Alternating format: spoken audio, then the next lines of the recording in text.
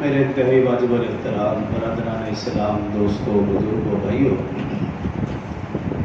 اسلامی مہینوں کے اعتبار سے یہ سفر المظفر کا مہینہ ہے، اور اس مہینے کے آغاز میں عرض کیا تھا کہ زمانہ جاہلیت میں لوگوں کے عقائد و نظریات اس مہینے کے حوالے سے اچھے نہیں تھے۔ وہ اس مہینے کو برا اور منحوس سمجھتے، مصیبتوں کا نزول، آفات و بلیات کا نزول، یہ تصور تھا۔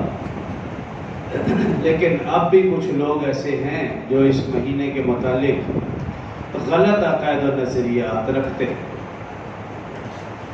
اور یاد رکھیں اس مہینے کے متعلق وہ لوگ غلط عقائد و نظریات رکھتے ہیں جن کو اللہ کی ذات پر کامل یقین اور بھروسہ نہیں۔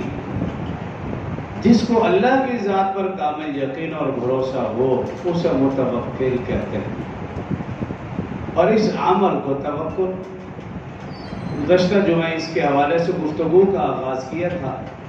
آج اسی موضوع کو لے کر چند گزارشات عرض کروں گا۔